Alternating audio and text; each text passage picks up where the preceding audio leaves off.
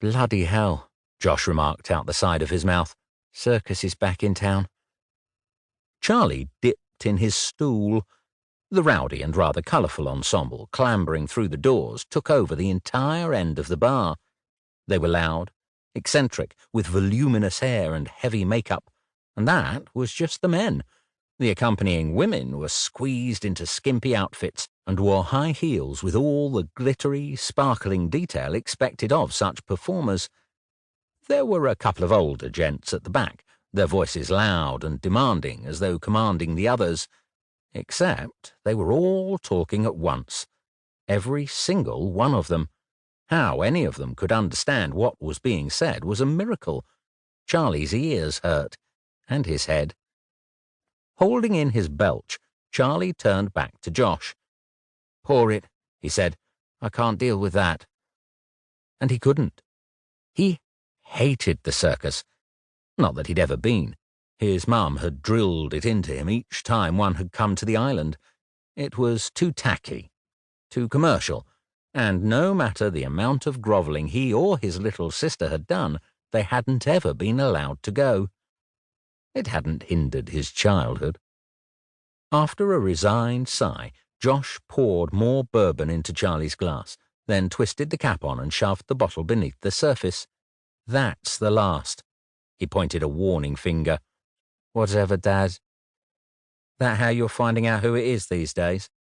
Charlie held up his middle finger, but Josh didn't see as his attention was ripped away to the girl in spandex disbanding from the group and approaching the bar. That was all it took for Josh to forget about Charlie's woes and slide away. Such was how it had always been and always would be. Enter a girl and Josh cast Charlie aside.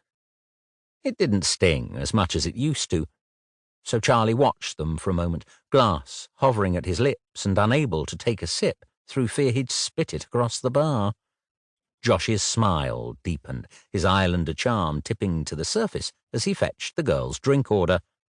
Josh hadn't changed. Nothing changed. Except him. Supporting that statement, he knocked back the whiskey, fireballs searing down his throat and burning his chest. He coughed, which made Josh momentarily tear his attention from spandex to glare at him. Charlie mouthed a sorry. That was hardly wingman performance. He should go home, leave Josh to his flirtations. The place was too rowdy now the entire circus was throwing drinks down their throats like they would the swords when in a ring. So he spun on his stool, leaning down to grab his bag when the external doors opened again, the breeze blowing Charlie's curls into his eyes. He flicked them back, cursing that he hadn't cut them when he should have, then froze. The couple entering the bar were eye-catching enough. One, an older man, white hair and a huge smile that made his cheeks glow, was almost like a Santa Claus without the beard, especially considering he wore a full red suit. The woman hanging on his arm was no Mrs. Claus, though. She was all in black, sequins and sparkles glamorizing her ensemble as though she'd stepped off the tiles on Strictly. But it wasn't the odd couple who had grabbed Charlie's attention. It was the man hovering behind. He was tall, more than 6 feet, and towered over the older couple with a model-like pout on striking features.